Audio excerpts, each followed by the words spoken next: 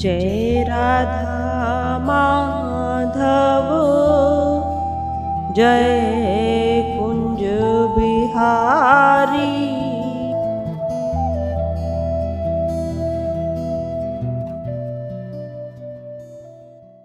की जय।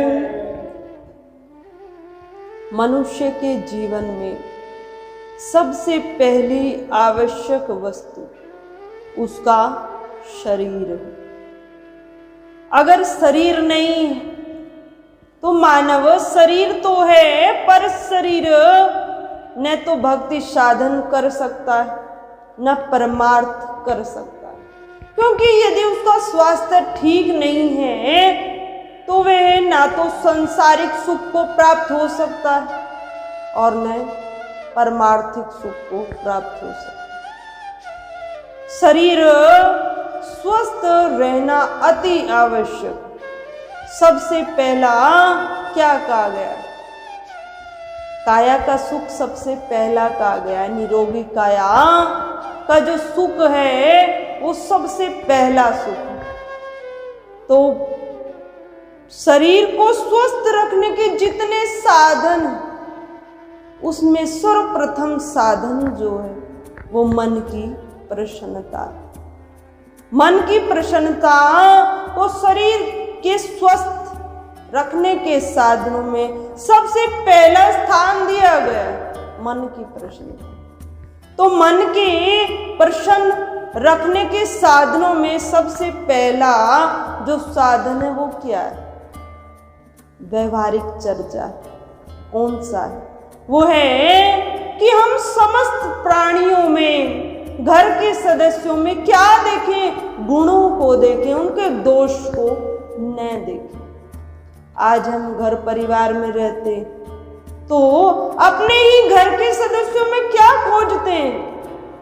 बहुत कम भाई बहन ऐसे हैं जो अपने घर के सदस्यों की प्रशंसा करते, उनके दोषों का ही वर्णन करते। कोई साधु संत भी चला जाए तो जो अपने घर के सदस्य हैं ना, उनका क्या करते हैं? उनके दोषों की चर्चा करते हैं। दोषों की क्यों? क्योंकि वो आदी हो चुके हैं, बुराइयों के आदी वे हो चुके हैं, वहां भी उन्हीं की चर्चा करते हैं। तो यदि हम इसी प्रकार अपने घर के सदस्यों में, अन्य समाज के व्यक्तियों में जहां हम कार्य करते हैं वहां पर सब में दोष देखते हैं, दोष दृष्टि हमारी बनी, तो मन कहां से प्रसन्न रहेगा? कहां से हम परमार्थ पथ के पथिक बनेंगे? कहां से बनेंगे? मन में तो द्वेष ही द्वेष होगा। इस पृथ्वी पर कोई एक प्राणी भी ऐसा नहीं जिसमें कोई दोष न हो। एक प्राणी भी नहीं। यदि सब में गुण है तो दोष भी अवश्य मिलेंगे। प्रत्येक प्राणी में कोई एक विशेष गुण अवश्य होता है। प्रत्येक जीव में भी होता है, कोई एक गुण विशेष होता है। तो हम गुणों की तरफ ध्यान न देकर दोष को ही देखते हैं। इस दोष को देखने के कारण हमारा हृदय क्या होता है? मलिन होता है, दोष दृष्टि हमारी बनती। और महात्मा संत जन तो कहते हैं जो ज्यादा दोष खोजते हैं ना, जिस भाई के दोष देख रहे हैं उसके दोष उसके सर पर जो देख रहा है ना, गुणगान कर रहा है ना, चिंतन कर रहा है ना, बस उसी में आ जाते हैं। हम जिस चीज का चिंतन करते हैं, जिस चीज को हम देखते हैं, वो धीरे धीरे सने सने हमारे हृदय में व्यवहार में आ जाती है। एक घर में एक बुढ़िया माई थी। अब वह संतों से मिली तो जैसे ही प्रणाम किया, वृद्ध माता थी तो आंखों से आंसू आ गए, रोने लगी।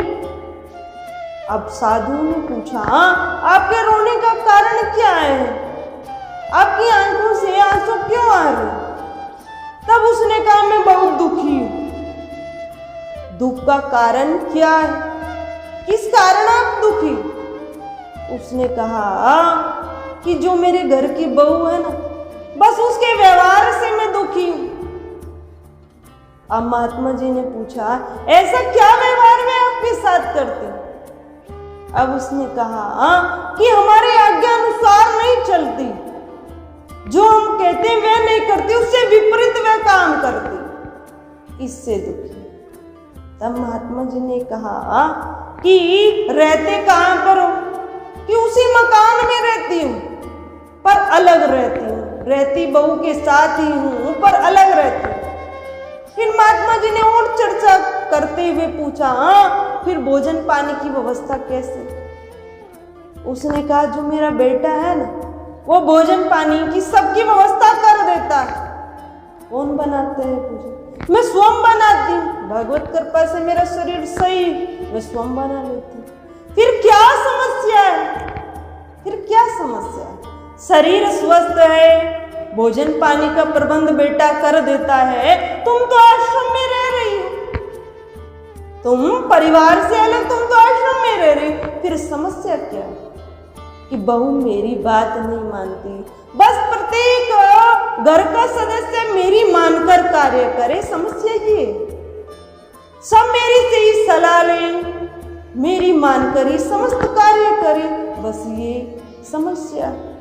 अब महात्मा जी ने जोर देकर एक बात को कहा कि क्या तुम्हारी बहू अपने पति का ध्यान रखती?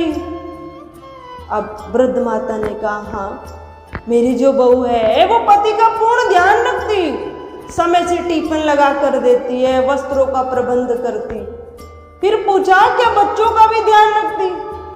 अब वृद्ध माता ने कहा, हाँ, बहू बच्चों का भी पूरा ध्यान रखती, घर का भी ध्यान रखती है, साफ सफाई सब वह कर लेती। तब महात्मा जी ने हंसते हुए कहा, वह तो बहुत अच्छी है, वह तो बहुत अच्छी।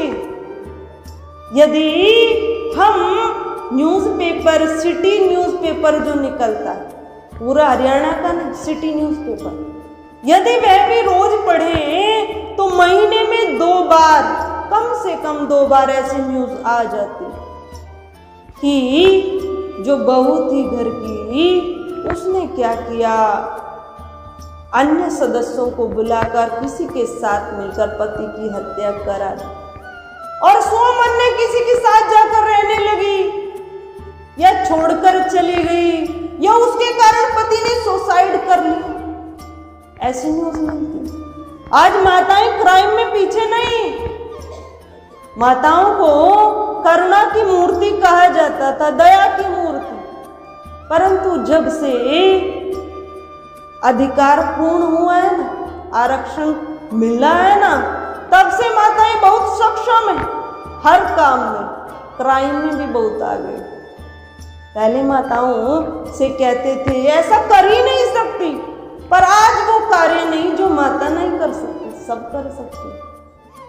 तो यदि हम लोकल न्यूज को भी पढ़ें तो उसमें भी ऐसी घटना आती है, आपकी बहू तो बहुत अच्छी है, वो घर पर परिवार में रहती है, बच्चों का ध्यान रखती है, पति का ध्यान रखती है, वह तो बहुत अच्छी। तो हम घर में रहते हैं, हमने अपना नजरिया कैसा बनाया है, दृष्टिकोण हमारा कैसा, हम केवल अवगुणों को ही देखते हैं, हम गुणों को ग्रहण नहीं करते, केवल अवगुण देखते हैं। जिस दिन हमने किसी के गुणों को ग्रहण किया तो उसके प्रति जो गलत भाव है वो स्वतः मिट जाएगा। अवगुण सब में, इस पृथ्वी पर कोई ऐसा प्राणी नहीं जिसके अंदर अवगुण नहीं, सबके अंदर अवगुण। यदि हम इस प्रकार विचार करेंगे, हर परिस्थिति में सकारात्मक दृष्टिकोण हम अपनाएंगे, तो आधे दुख स्वतः मिट जाएंगे, आधे दुख स्वतः चले जाएंगे। केवल दृष्टिकोण बदलने की आवश्यकता है। हम अपना पॉजिटिव थॉट बनाएं, पॉजिटिव हमारा दृष्टिकोण होना चाहिए, पूर्णतः सकारात्मक होना चाहिए। एक भाई थे, सत्संगी भाई, वे भाई सत्संग श्रवण करते थे, संतों के कुछ संग में भी रहते थे। तो उस भाई को समाज में सब जानते थे। तो एक बार सत्संग में मैं बैठे, सत्संग श्रवण करके गए, तब किसी व्यक्ति ने, जो महात्मा सत्संग कर रहे थे, उनको बताया कि अमुक भाई आते हैं ना, उनके जीवन में ऐसा ऐसा दुख है, ऐसा ऐसा दुख, उसको किसी प्रकार से सुखी नहीं, फिर भी वह भाई बहुत खुश रहता है। तब एक बार संयोग के कारण उस भाई की संत से वार्तालाप हुई। तब संत ने कहा उनको, एक परीक्षा की दृष्टि से बड़ी प्रशंसा उसकी सुनी, कहा कि आपके जीवन में तो सब दुख ही दुख है, फिर भी आप सत्संग सुनते हैं, ये भगवान पर विश्वास करते हैं, ये बहुत अच्छी बात है। तब उस सज्जन व्यक्ति ने क्या कहा, महाराज जी, मैं मानता हूं कि मेरे जीवन में दुख, मैं मानता हूं दुख, परंतु यदि मैं घर परिवार में रहता हूं, अपने जीवन को देखता हूं, बाह्य दृष्टि से दुख दिखाई देता है, पर महाराज जी मेरे पास कोई दुख नहीं, मैं तो बहुत खुश हूं, मेरे पास किसी चीज की कमी नहीं, मैं बहुत खुश हूं। हाँ ठीक है, मेरी पत्नी बिस्तर पर है, मेरी पत्नी कोई कार्य नहीं कर सकती, वो अब से नहीं 10 वर्ष से बिस्तर पर ही है, वो उठ भी नहीं सकती। महाराज जी मैं उसकी सेवा स्वयं करता हूं, मैं मानता हूं मेरी पत्नी बीमार है, मैं मानता हूं मेरा जो लड़का है, एक लड़का व्हील चेयर पर है और उसकी भी सेवा मैं ही करता हूं, मैं मानता हूं कि उसकी सेवा मैं करता हूं। और जो छोटे वाला लड़का है, मैं मानता हूं कि वो घर परिवार में ध्यान नहीं देता, वो केवल अपने में रहता है, उसको किसी प्रकार की कोई चिंता ही नहीं, ये भी मैं मानता हूं। महाराज जी भगवत कृपा से मेरे पास एक फैक्ट्री है, उससे मेरे घर का समस्त खर्च चल जाता है, बस इतना मेरे पास साधन है अर्थ प्राप्ति का। महाराज जी मैं बड़ा खुश हूं। अब खुशी का कारण क्या? बाह्य दृष्टि से देखें तो पत्नी बिस्तर पर है, जो बड़ा लड़का है वो व्हील चेयर पर है, घर पर रहता है, छोटा लड़का है उसे किसी से कोई मतलब ही नहीं, दिन भर कार्य करके आए फैक्ट्री में और संध्या के समय सबकी सेवा करे, क्या सुख उसके जीवन में। परंतु उसने जब महाराज जी को कहा, महाराज जी मैं अपनी पत्नी की कोई बुराई नहीं देखता, मैं मानता हूं वो बिस्तर पर है, वो बीमार है, पर महाराज जी उसके अंदर गुण कितना है, भले ही वे बिस्तर पर है परंतु वे बोलती नहीं, जो बिस्तर पर चले जाते हैं वो दिन भर बोलते हैं। महाराज जी मेरी पत्नी बोलती नहीं, माइंड से बहुत अच्छी है, भगवान का भजन में लगी रहती, मेरी पत्नी बहुत अच्छी।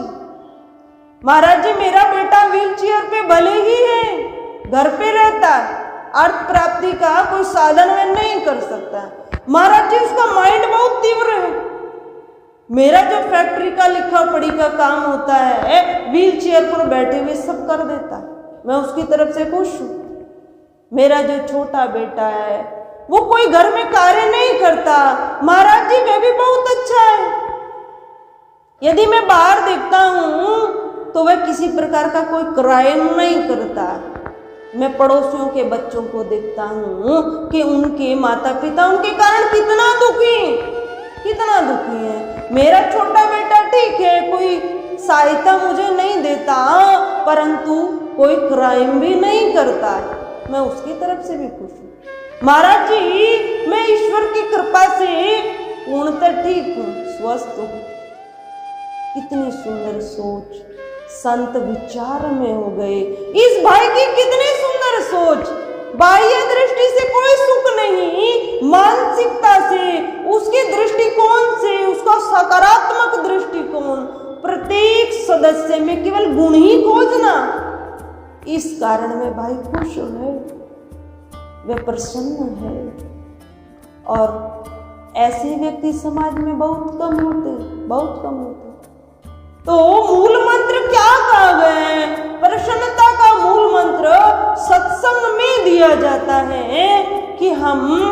हमारा जो दृष्टिकोण है वो सकारात्मक हो जाए, पॉजिटिव थिंकिंग हमारी बन जाए, प्रत्येक जगह पर प्रत्येक प्राणियों में हम पॉजिटिव थॉट को ही खोजें, सकारात्मक गुण उसमें देखें, उसके गुणों को हम ग्रहण करें।